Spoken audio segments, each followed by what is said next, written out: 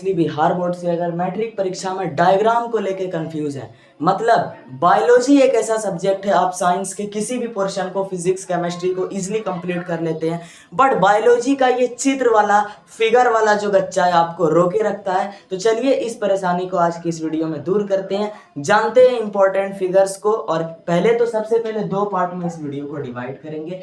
First हम लोग जानेंगे कि कितने फिगर्स हैं, मतलब कितने फिगर्स में आपका बायोलॉजी हिल जाएगा 10th लेवल का खत्म।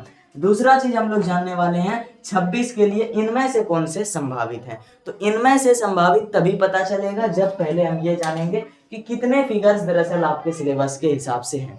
ठीक है, चलिए स्टार्ट करते हैं एक एक करके। सबसे फर्स्ट चैप्टर से अगर हम लोग शुरुआत करें तो पहला पोर्शन आपका फिगर आएगा प्रकाश संश्लेषण वाला।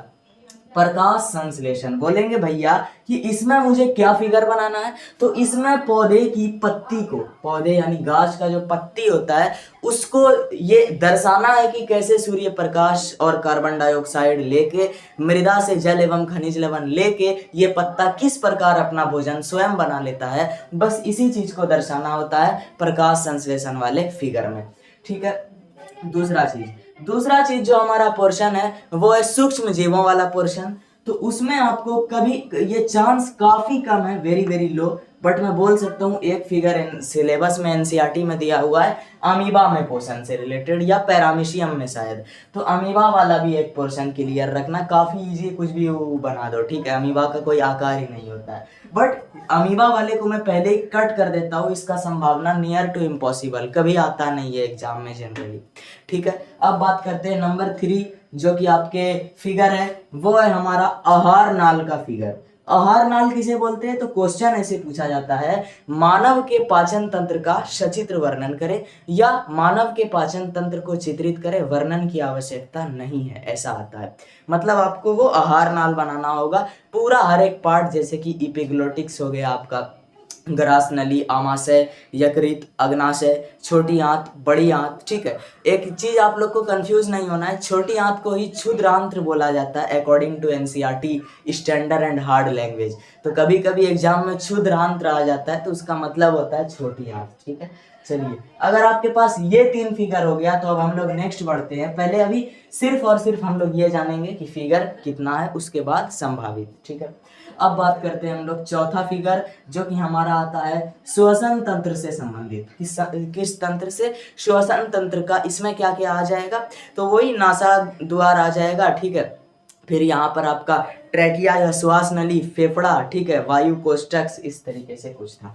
चलिए अब बात करते हैं नेक्स्ट जो कि हमारा परिवहन तंत्र का तो फिगर नहीं आता, बट हृदय का फिगर पूछा जाता है कई बार। हृदय, मानव के हृदय का सचित्र वर्णन करें, यानी कि हार्ट का, दिल का। ठीक है, नेक्स्ट हमारा जो छठा है ये हो गया परिवहन का। उसके बाद आपसे पूछा जाता है उत्सर्जन तंत्र में, उत्सर्जन तंत्र में पूछा जाएगा उत्सर्जन तंत्र का ही वर्णन, जिसमें पूरा सिस्टम आ जाएगा, किडनी, वृक्क आपका। ठीक है, लेकिन इसी के साथ साथ आपसे कभी कभी पूछा जाता है जनरली जो काफी हाई प्रोबेबली है, वो है कृत्रिम वृक्क या नेफ्रॉन। क्या बोल दिया मैंने, नेफ्रॉन, सॉरी, कृत्रिम वृक्क या नेफ्रॉन। तो नेफ्रॉन जो होता है, यानी कि नेफ्रॉन को वृक्क की कार्यात्मक एवं संरचनात्मक इकाई कहा जाता है। जिस प्रकार से मस्तिष्क की कार्यात्मक एवं संरचनात्मक इकाई न्यूरॉन होता है, उसी तरह किडनी का वृक्क का जो इकाई है वो क्या है, नेफ्रॉन है। तो आपसे फिगर नेफ्रॉन का बनाने के लिए पूछ सकता है। इसके अलावा, सॉरी मैं पहले कृत्रिम वृक्क बोल दिया, उसके अलावा जो फिगर पूछेगा वो पूछेगा आपसे कृत्रिम वृक्क की प्रक्रिया का। कृत्रिम वृक्क की प्रक्रिया क्या होता है, तो देखिए जो डायलिसिस मशीन होता है, यदि आपने वहां तक अपने सिलेबस को पढ़ा है, डायलिसिस की प्रक्रिया क्या होती है, अपोहन की प्रक्रिया क्या होती है, तो आपको पता चलेगा कि डायलिसिस किस प्रकार किया जाता है। तो ये डायलिसिस की प्रक्रिया को ही बेसिकली कृत्रिम वृक्क के रूप में आपसे पूछ सकता है कि ये बना दीजिए, बट इसका chance very low. Main chance किसका है, नेफ्रॉन का, उत्सर्जन का, हृदय का, श्वसन का। ठीक है, बाकी पीछे जो मैंने बोला। अब बात करता हूँ नेक्स्ट, आगे क्या पूछेगा। अब हम लोग जैसे ही चैप्टर आगे करें तो अब आपसे पूछेगा मानव के मस्तिष्क का। ठीक है, पूछने का मेरे कहने का मतलब है कि इतना चीज आ सकता है, इतना सिलेबस में है, बट 2026 के लिए क्या गेस है वो इसको समझने के बाद बात करेंगे। तो देखिए मानव मस्तिष्क का सचित्र वर्णन करें ये पूछेगा, या एक क्वेश्चन पूछ सकता है कि मानव की एक तंत्रिका कोशिका या एक तंत्रिका उत्तक का नामांकित चित्र बनाकर वर्णन करें, ये आपसे पूछा जा सकता है। अब बात करते हैं हम लोग नेक्स्ट चैप्टर की, जो कि है जनन। इससे रिलेटेड क्या आएगा, चलिए। तो सबसे इंपॉर्टेंट इससे रिलेटेड आ सकता है आपका पुष्पी पौधे, ठीक है, इतना था पता नहीं। पुष्पी पौधों में लैंगिक जनन। पुष्पी पौधों में लैंगिक जनन का क्या मतलब है कि पुष्प का यानी फूल का जो है पूरा दर्शाना है कि किस प्रकार से पराग कण जो है पराग कोश से निकलकर अंडाशय में जाता है और फिर किसी तरह निषेचन होता है, ये दर्शाना है। नेक्स्ट चीज क्या है, जनन तंत्र, ठीक है, जनन तंत्र। इसमें आपको दो तरीके के जनन तंत्र का फिगर आ सकता है। अभी का ट्रेंड ये है कि नहीं आता है ऐसा फिगर, बट पहले खूब आता था, ठीक है। एक हो गया मादा जनन तंत्र और एक पुरुष या नर जनन तंत्र। तो ये आपका पूरा बायोलॉजी इतने से के फिगर के मुट्ठी में आ जाता है, ठीक है। इसके अलावा अगर कुछ होगा भी तो शायद काफी रेयर होगा। तो अगर मैंने ये सब बता दिया तो अब बात करते हैं आपके 2026 एग्जाम के ट्रेंड को पकड़ते हैं। चलिए 2026 एग्जाम का ट्रेंड जहां तक मुझको लगता है क्या कहता है, 2026 10th, ठीक है। 2026 में जो आपसे फिगर पूछा जाएगा उसमें सबसे इंपॉर्टेंट और सबसे ज्यादा प्रोबेबिलिटी जिसकी जो ट्रेंड के अकॉर्डिंग जो बन रहा है ना, वो है हमारा पुष्पी पौधों में लैंगिक जनन को सचित्र वर्णन सहित दिखाएं। पुष्पी पौधों में बहुत इंपॉर्टेंट चांस है।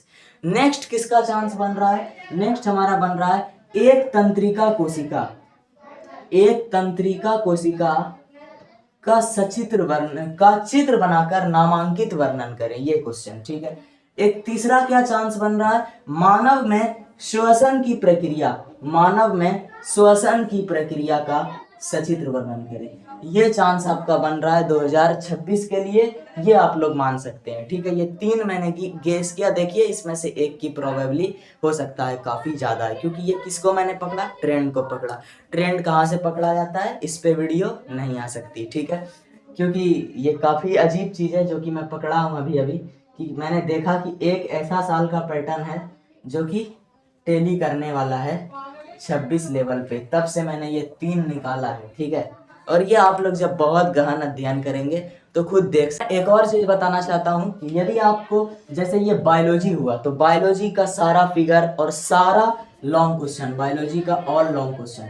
साइंस में क्या है, केमिस्ट्री है, केमिस्ट्री का सारा लॉन्ग क्वेश्चन, अलग अलग कैटेगरी बना हुआ। कैटेगरी किसे कहते हैं, जैसे स्तंभ को मिलाने वाले प्रश्न अलग हो गए, संरचना बनाने वाले प्रश्न अलग हो गए, भाषा वाले प्रश्न अलग हो गए, ठीक है, अभिक्रिया वाले प्रश्न अलग हो गए। तो इस तरह हर एक को अलग अलग बना के केमिस्ट्री का लॉन्ग क्वेश्चन, इसके अलावा फिजिक्स का सारा important long question with category, जैसे सिद्ध करने वाले प्रश्न अलग हो गए, भाषा वाले अलग हो गए।